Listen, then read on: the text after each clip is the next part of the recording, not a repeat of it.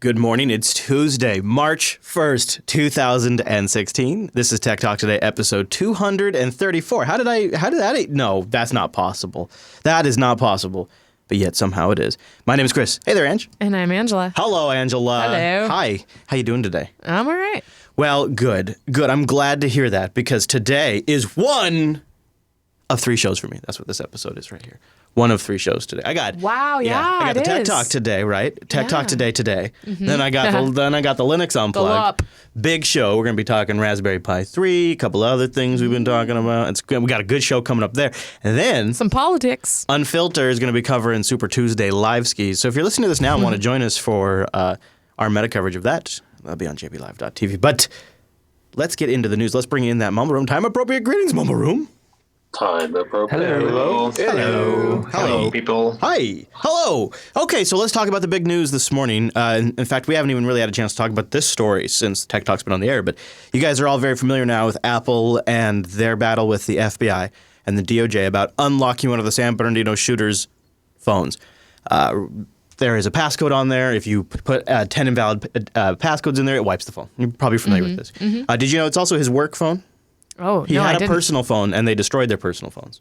Oh, is the San Bernardino? Which one is that? That was a shooting down in San Bernardino where they went in and shot up like their coworkers. Oh, right. You remember that? Yeah. Yes. And then they went on. They ran. And, Yeah, that was a very suspicious story. Well, it's very sad. And what's really odd about this is the FBI is trying so hard to go after what is essentially their work phone. But there was a major legal victory for Apple today, and John Gruber over at Daring Fireball has been doing a good job of finding the best coverage and linking to it. So he's kind of doing like meta coverage, and it's been great. So I wanted to cover a couple of these things because I think it's a pretty big win for Apple today. In fact, Gruber calls it a major court victory. So the judge applied previous legal decisions interpreting the All Writs Act, which is like a 1789 law. Did you know that? Wow. That's the law they're using to do this? Yeah, cool. Yeah, and back then, when the All Writs Act was written, the U.S. law structure was very new, and it was still very much forming, and they needed something they could just sort of patch things over with until they had all the different laws in place. And so they wrote the All Writs Act. And so there's a lot of different ways you can interpret something like that. The judge looked at it and concluded that the law does not justify imposing on Apple the obligation to assist in the government's investigation against its will. In a formulation extremely favorable to Apple, the judge wrote that the key question raised by the government's request is whether the All Writs Act allows a court to compel Apple, a private party with no alleged involvement in the criminal activity, to perform work for the government against its will. The court ruled that the law has no such permission, both because relevant law contains limits on what companies like Apple are required to do, and because Congress never enacted any such obligations. Ouch! Ouch!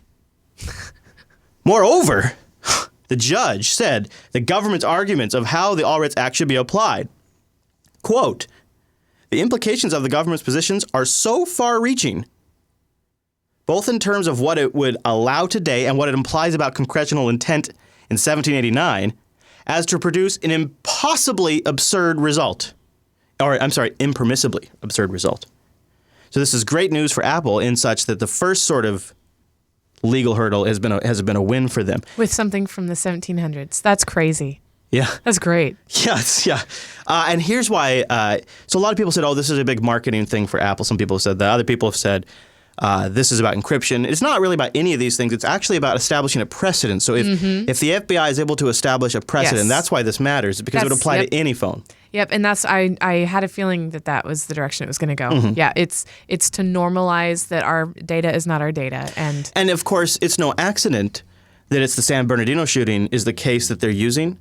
And I mean, it is literally no accident that was very intentionally chosen because it has come out from the legal filings from Apple, from their general counsel. It has come out that there's 175 phones that are waiting for this bust after this. Oh my gosh! Well, okay. Well, that makes it seem a little less. It's not about one phone, but yeah. It's about establishing a precedent. Wow, yes. Wow. And then once that precedent is established, they will start using that precedent to get access to these phones. Of course. Yeah. Huh. So it's a good first blow for in this case. I mean, it's a good win for Apple. Mumble Room, any thoughts? it's pretty much all about precedent, as you said. So, I mean, it's pretty much what this is about. It'd be interesting to see how long this takes. Yeah, I wonder. There's going to be people on two major camps. The one will be all the people that are like, yeah, my data is my data, and then there's another group that's going to be like, but we need to find out why the killers did it. Right. Yeah. Yeah, that's true. That is true. Yeah. And I don't know. There's not going to. But see, I think most people realize there's not going to be anything on that iPhone. That's the super unfortunate part. Is if they were successful and got access to the iPhone, there's really nothing on there. Yeah. So they had access to their iCloud backup from 6 weeks ago, which revealed nothing. Oh wow. Yeah. Yeah. The reason why they didn't have a more current backup is because the way the iPhone works is you have to have it plugged in and on Wi-Fi, and if it's plugged in and on Wi-Fi, it'll back up if it's on a known Wi-Fi network. However, once the FBI and the San Bernardino, I think it was like an environmental agency that they worked for that the iPhone was from. I can't remember exactly. Once all of this went down and custody was claimed over items and things like that, the FBI had the San Bernardino sheriff or police department, I can't remember now, try to reset the iCloud password. To try to get access to there, I guess. But once you reset the iCloud password, the phone won't back up until you've re-logged into the phone. So if they would have just taken the phone, plugged it in, and put it on the work network, if the phone is on a known Wi-Fi network, and not touched anything, they would have gotten most current stuff. That's interesting. And on top of that, I looked into this. There's no difference in what you get in an iCloud backup versus pulling it over the wire using a dump to like iTunes or an extraction tool. The facilities that the iPhone operating system uses to perform the iCloud backup or the dump over a wire are the same exact facilities. So you lose some temporary state when you do this backup. Like you lose like Telegram's data and you lose WhatsApp's data and Facebook. You lose those cache stores that applications have on the local device. You get the binaries and you get some of the settings, but you lose the cache. So even if they can download this phone, it will be bit for bit identical to what they've gotten in iCloud. However, the benefit to getting it from iCloud for them, they can do that with a warrant to Apple. They don't need access to the phone. So they can just go to Apple and say, hey, give us the data. And iCloud stores iterations of the phone backup. So you can actually step through the changes that the suspect made on their phone. Maybe they were trying to clear their tracks, right? So they start deleting web history and start deleting text messages. iCloud has incremental backups of the phone, so you could just go back a few days before they deleted those text messages. Right. So iCloud is actually up. a better, easier, softer target for them to go after. But every now and then people don't back up, so they want this precedent. And it's just they just happen to change the password to break the backup, and so they had to force their hand. And yeah, it's an interesting story. We'll see where it goes. I don't think it's done yet. Let's talk about Microsoft just for a second. They have a new product they want you to buy, Windows Defender Advanced Threat Protection. It uses cloud power. I need that. Yeah, it's going to use cloud power to figure out if you've been pwned. There's a stocking stuffer. Yeah, what you do is you install it on your network, you have it monitoring your network, you have it monitoring all your servers, you have it monitoring all your systems. Gosh. And then it's going to go ahead and report back to Microsoft Cloud. And then they're going to use that data to see if you've been compromised because they're going to look at everybody else's cloud data and draw analytics. Wow. That just sounds like one of the managed services that IT companies provide, Yeah, that is. Like it's just rebranded. What was it called? Oh, what was that called that we sold? Starts with a P.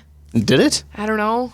It was a big enterprise grade monitoring system that you could like sub-brand and whatnot. And I can't remember the name of it. But I was thinking of Postini. Oh, yeah. But that was just email. And remember Intermedia Exchange? Oh, yeah. Microsoft does that now, too. Oh, wow. Yeah. Man, are people really going to buy that? Well, if it depends. If you're a Microsoft shop and you're super worried about cybersecurity, and you need to demonstrate to somebody in your organization that you are on top of cybersecurity, you're not going to get fired for going with the Microsoft-powered cloud solution. Well, that's true. Right? So it's a CYA purchase. I think it is. Wow. I think Microsoft sells a lot of that. Guys, all you server guys and gals, go ahead and get it. Maybe I'm wrong. It'd be like, I've not been impressed by Microsoft's Border Edge / Edge products for years. I never have. Frame the license. Put it up at your cubicle. I've been trying out Microsoft's network security products literally since before NT4. and they've never stacked up. They've never been worth it. They've always been rigid in their implementation, and Windows Defender itself doesn't have a great track record. I don't mean to hate. I'm sorry. I'm just saying what I've observed over the years. I don't know. Maybe somebody in the Mumble Room could deploy it on their network and let us know how it goes. Yeah. And if you're not up for that, how about this one more Microsoft story? How about the $3,000 HoloLens dev kit available for pre-order now, shipping March 30th? What? Could you scroll down? Yeah, there it is, Ange. There it is. You see that right there? What you get here is you get yourself the augmented reality goggles. You get yourself a carrying case, Meh. the charger for What are they doing? $3,000. What are they doing? What? It's got 2 gigabytes of RAM in there, 60 hertz refresh rate, an x86 little machine, a 2 megapixel camera, a holographic processing unit, which appears to be only a 32-bit chip, oddly enough, Bluetooth 4.1, 802.11ac, 2 USB connections, 64 gigabytes of onboard storage, battery life estimated to be about 2 to 3 hours of active use, almost 2 pounds. Anybody in the Mumble Room willing to fork over the dough for that? Yep. What about if it got down to $300? Would you try it? You know, like the 2-year mark, or like when they have because this isn't a consumer product. This is for developers. And when I'm saying developers, I'm thinking it's like your game shops out there, right? Yeah, I guess so. At this price, that's what that's for. It's a dev kit. Can I take a Minecraft pickaxe to my wall? though? Yes, I mean, well, this is, you know, somebody out there, like, let's just say I was Notch, right? I'm Notch, I got some cash, and I want to see what Minecraft would be like in augmented reality. Mm-hmm. I'd buy that. I would buy that. Here's what I'm more excited about, and this is why I'm kind of muted about it. And Skooky Sprite is also pretty excited about this. He's been tweeting me about this. The Vive pre-orders are on sale now. Now, Vive pre-orders is HTC and Valve working together in a kumbaya style, Ange. And they've made what is, some people are saying, the most impressive virtual reality system with 2 clickers. Oh, wow. Yeah, and it still kind of looks like an alien on your face, but it's pretty neat, and it's supposed to be one of the best implementations with one of the best graphics. So, I think the HTC Vive here might be on. I think this might be something. But right now, here's the downside: pre-order. Although you get a whole bunch of stuff with it, including a nice microfiber carrying bag. Ooh. Yeah, but it's like you have to have just a monster PC. You have to have like ton of GPU power, at least comparatively to anything I have right now. Some of you may already have the system requirements, but they do have a PC checker that you can download. But the buzz on this is good, and the fact that they're working, the Vive is in combination with Valve, aka Steam, means you're going to have a pretty straightforward way to get your games on a platform you likely already have an account on. They already have your information, and you likely semi-trust them. And there likely would be more than just like one game that you could play. Like probably all the games. It's funny enough, or I already what do you have think? 2 2 what? games. 2 VR sets too, right? No. Yes. Yes. Yeah. I know you do. I have the Oculus and the Galaxy VR. But what I mean is, 2 of the games I've bought in the past just became VR games. Oh, cool. Yeah, so they've added VR already. Okay. Nice. I don't think this is going to work with. So let's see what the system requirements are. All right. Okay. Let's see here. Hardware specs. We don't need that. Where's the system requirements at? About this hardware. Well, I'm not seeing that. It's pretty high-end specs, but so it's. Oh yeah, did I mention that $799? Did I mention that part? It's only $799. What do you mean only? Well, compared quite to $3,000, and this seems more of conclusive yeah. set. That's a good. Yeah, that's true. That's a good point. I'm looking for the that was not an authorization to buy. Okay, and purchase. Yeah. Yes. Woo! Okay, you guys heard everybody. You heard it. No. Okay, here's the recommended PC specs: a GTX 970, which is a pretty badass video card, or a Radeon R9 290. You got to have an i5 or AMD FX 8350 CPU. 4 gigabytes of RAM. Okay, that's no big D's. HDMI 1.4 out or DisplayPort. I already see I don't have a spare HDMI port, so that would be a bummer. And you need to have 1 USB 2.0 port. And the part I don't like, you need to run Windows. Yeah, I that's the other thing I'm not super jazzed about because I got VR games. Yeah. So I'm going to basically jump on whoever goes with the Linux support first. The download for the software is 4 gigabytes alone. Have you been playing with the WW, or you just noticed that? No, I just noticed that because I'm like, I want to try to install this and see if my system's ready at all, since I'm currently on Windows, but I'm not taking the whole Windows thing either.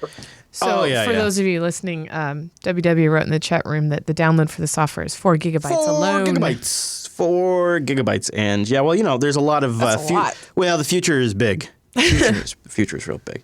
All right, so it's all the news today. And I don't know if there's like a... the press just loves it when Google has something going wrong with the self-driving cars. So we have our first self-driving car accident from Google where it looks like it might not be the other driver's fault. It might be the car's fault. Oh, wow. Yeah, okay. The computer might have messed up. A self-driving car being tested by Google struck a public bus on a Silicon Valley street. It's just a bit of a fender bender. Is there video of it? No, not that I've seen yet. How did a Google car not have video in it? Well, Google's probably got video. Absolutely. I guarantee you they do. So here's the conditions, though. It's not that bad. The Lexus, they're testing an Lexus. I'd like to know how that came about. That company's rich. Anyways, they were going 2 miles per hour during the collision. They were just coming over, and I guess Goog says, and the driver, because they don't call it a driver, though. They call it an attendant. An attendant in the car said that when he saw the bus, he was watching. He's like, "Oh, I'm sure they're going to slow down," and the bus didn't slow down. And this is where Chris takes a side moment. Just a sidebar, really quick. All you bastards out there on the road, you need to understand that these large vehicles, they don't slow down that fast. And so, I wonder if like maybe RVs have like an invisibility cloak. Like once I go up to 55 miles per hour, like does my entire RV disappear off the road, and you guys just can't see it? So people like they don't want to be behind an RV or a bus, right? And so they speed up and they try to get in front of you, but then like they slow down. Well, one of the things you do when you're driving a really large vehicle is because you're up very high, like so the roof of other cars are at my ass. So that I'm up way above everybody else, so I can see way down the road. And so sometimes I start seeing cars, doing the ass up in the air braking thing. So I start backing way off, and it creates a gap. Yeah. Well, then somebody's like, "Oh, there's a spot! I better jump in there. Let me get that spot." Yeah, fill the gap. Yeah, and then all of a sudden, like they've taken away all my buffer space. So now I'm like downshifting and hitting the brakes. And it's like, just pay attention to that kind of stuff. And so I'm sure that same driver is like, "Oh, that bus will just slow down." Well, guess what? It takes a while to slow that thing down. So I don't know. People need to give those things a wider berth, in my opinion. And I think the Google car, even though it's supposed to drive very conservatively, people say, still did a little sideswipey. The bus is going about 15 miles per hour. And Google said in a written statement, "We clearly bear some responsibility because if our car hadn't moved, there wouldn't have been a collision." Yes, Google. That is correct. But they say it is not black and white. It's not a black and white case. Right. It is a white car. Yeah. It's not a black and white case. Okay. Anybody in the mumble room, if Google called you up this afternoon and said, "Hello, we are expanding our self-driving program, and we have noticed based on your internet activity that you may be a candidate for something like this. Would you be interested in Google loaning you a car for a month?" Now I'm asking you, mumble room. Google calls you up and they say, "We're going to offer you a car for a month. We'll drive you. It'll have an internet connection with Wi-Fi. You just get in. Everything will connect. We're going to get you a nice fatty connection while you're on the road, and we're going to drive you back and forth to work for a month." Would you do it? If it's starting tomorrow. I would totally do it. Oh, heck yes. Would you do it, Ange? With a helmet.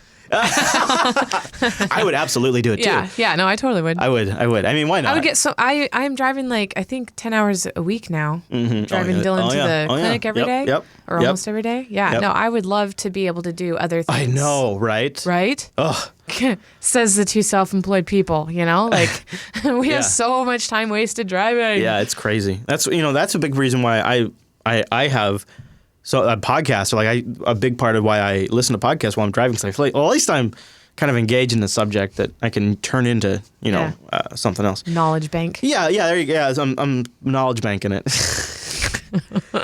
So anyways, I like this. So Google's actually, do you know what, Ange? Has actually had nearly a dozen collisions. Oh. Yeah, a dozen collisions in and around the Mountain View. That was a cute little bell. You like that one? Yeah. Yeah. But in all cases, Google's cars were rear-ended, and no one was seriously injured. Oh, okay. Yeah. But this is the first one that Yeah. it hit another. Yeah. And now, when you get a dozen accidents and they're rear endings, you're starting to wonder maybe if it's braking a little weird. Hard, yeah. Yeah. Yeah. Because, I got rear-ended one time, and they're like, no, it's your fault. And I'm like, what? You just never know. You never know. And this just got my nostalgia bone going. Okay. You remember old floppy disks, like the 3.5-inch floppy course. disks that weren't actually floppy? I still have them with all my love letters to you on them. You won't be able to read them, I don't think. I know. I don't know how. I know. I might as well just get rid of They're them. kind of like, I think the magnetics kind of They go were out great, after a while. Yeah, floppy disks. Wow. Yeah, we had cool labels, too. Mm-hmm. Yeah. And I had a cool Star Trek box that I put floppy disks in. I saw that in the garage yesterday. That was cool. So this modder has put together a 128 gigabyte floppy disk that actually works. The floppy cool. might be dead, but that didn't stop one clever hacker. It's funny that you call this a hacker. But anyway, I guess this is actually more genuinely use of the word. For modifying a floppy drive to read a multi-gigabyte SD card. He actually got the whole damn thing working. Wow. Yeah, so it even actually shows up as so does it read the data that was on the floppy, or No, it's just a new storage? It's replacing the... Interesting. But the cool part of it is I think he also modded the drive aspect of it, too. He must have. So yeah, he puts the floppy disk in the drive. And then when he goes into, he's got like a Windows Explorer up here. When he goes into Windows Explorer, it shows up there. Was that porn he had on the screen? It shows up there as the A drive, 3.5-inch floppy disk A drive. Wow. 118 gigabytes free of 118 gigabytes. Wow. Now I got to back up. Was that porn? Oh, come on now. No, I don't think that's porn. I don't think that's porn. But yeah, okay. So anyways, let's continue on. So there's the floppy disk right there in my computer. And he can read and write to it. See, look, the floppy drive even lights up. Isn't that awesome? Yeah. He had a folder called WTF lol. That's good. And then there he shows the SD card. That is so cool. And he put a black one in there so it even all matches the black floppy drive. And it just comes right out. I want a reader like that. That is so crazy. Isn't that awesome? It's a great idea. I thought that was particularly neat. Okay, Ange, so as we round out this week's episode of the Tech Talk Today program, we got to open up the Kickstarter segment. Are you ready? Yes. All right, let's kick it. Kick it! Woo! Now, this week we thought we'd do a little follow-up on a Kickstarter. We're changing it up from time to time, and if we're going to talk about a Kickstarter every now and then, we ought to go back and see how they did. Mm-hmm. And this week, we're following up on what seemed like a brilliant idea. I really thought Chris was going to buy it. Well, and you remember, it was like in the prime of summer. It was. I just got in a tent. Yes. Which is awesome. Which is also a Kickstarter from this show. Yeah. And so I did not back this one, although I kind of wanted to at the time, but I did not back it. Let's check in, see how they did. And it is the cool chest, the coolest cooler ever from Kickstarter. And it just ran out of cash. Yeah. It raised $13 million. Yeah. But they're finding that they can't actually fill the orders now. This happens, right? I mean, this reminds me of the story with the Librem. Yeah.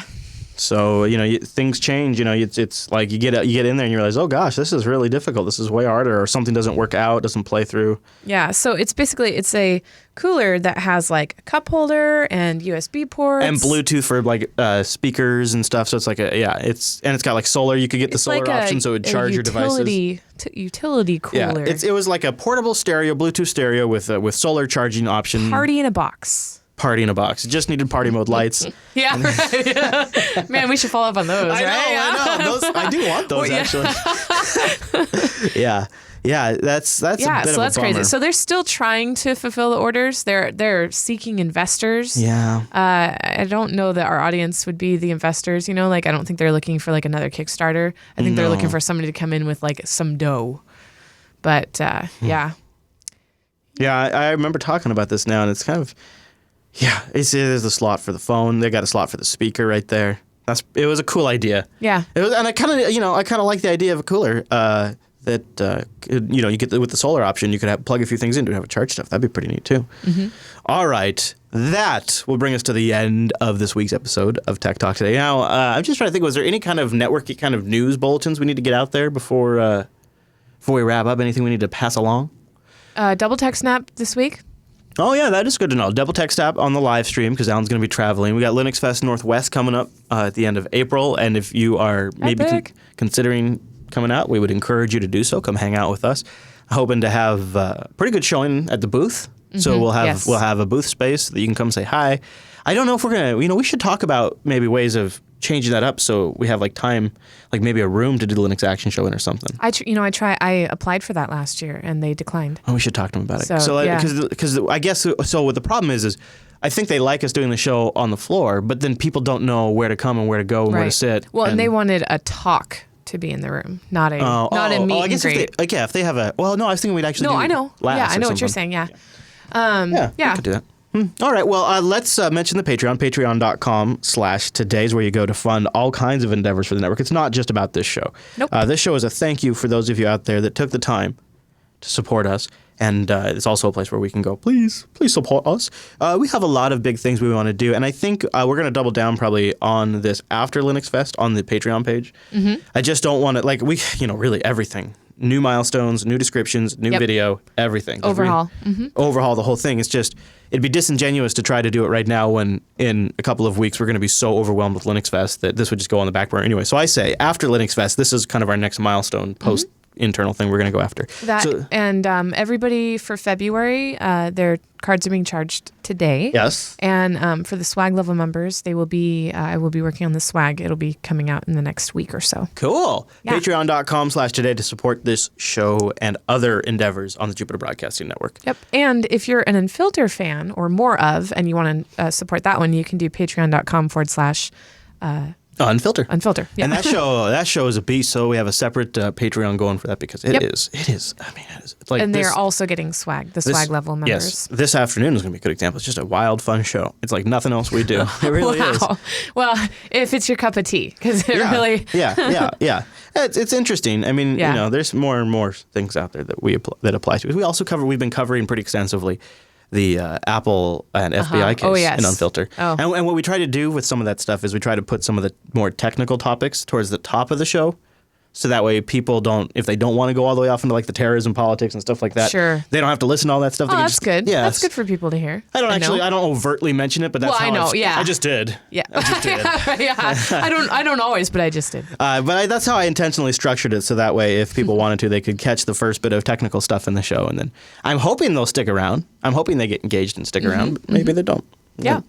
All right, Mumble Room, thank you for being here. We'd like to encourage you to join us live and hang out in our Mumble Room. Go over to jblive.tv on a Tuesday at 9 a.m. Pacific. Go to jupiterbroadcasting.com/calendar to get that converted to your local time zone. You know where else people could go?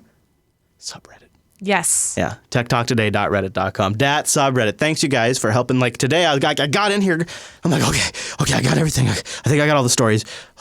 Okay, I can breathe. And I cracked open my Starbucks refresher and went over to the Tech Talk Today subreddit and grabbed a couple of more links that sort of filled out a few things. It was a real nice compliment. And it was interesting to see what you guys have been following since we weren't able to be here last week because Guy was gone.